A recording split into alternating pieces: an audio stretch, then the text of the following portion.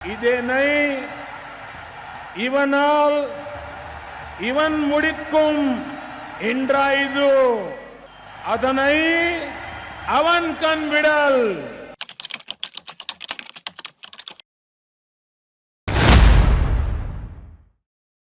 சுய உதவி குழுவின் வெற்றி.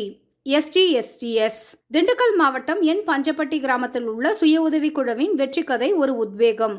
இது ஊக்கமுள்ள குழு எவ்வாறு அற்புதங்களை செய்ய முடியும் என்பதை நமக்கு எடுத்து காட்டுகிறது. இந்த சுய உதவி குழு உறுப்பினர் ஜெயந்தி தனது அனுபவத்தை பகிர்ந்து கொள்ளும்போது, எங்கள் கிராமம் பொருளாதார ரீதியாக பலவீனமானது.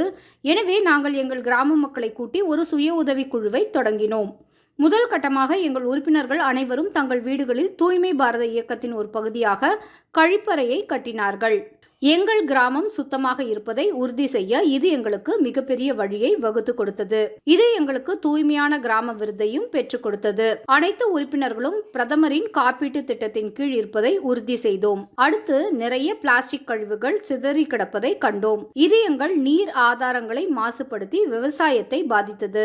எனவே பிளாஸ்டிக் கழிவுகளை மறுசுழற்சி செய்வதற்கான பயிற்சியை நாடினோம். ஒரு வார பயிற்சிக்கு பிறகு எங்கள் கிராமத்தின் நடவடிக்கைகளை தொடங்கினோம். எங்களுக்கு வழங்கப்பட்ட 1 கிலோ பிளாஸ்டிக் கழிவுக்கு 5 ரூபாய் கொடுத்தோம். சேகரிக்கப்பட்ட பிளாஸ்டிக் கழிவுகள் மறுசுழற்சி செய்யப்பட்டு தார் சாலை அமைப்பதற்கு பயன்படுத்தப்பட்டது.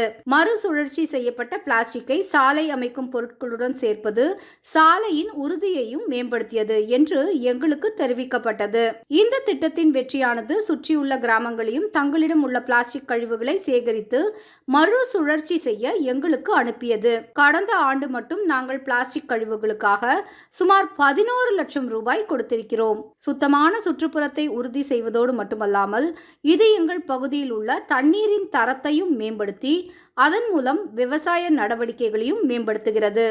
எங்களுக்கு அளித்த ஊக்கத்திற்கும் ஆதரவிற்கும் பாரத பிரதமர் நரேந்திர மோடி அவர்களுக்கு கடமைப்பட்டிருக்கிறோம் என்று தன்னுடைய நன்றியை எடுத்து கூறினார் ஜெயந்தி.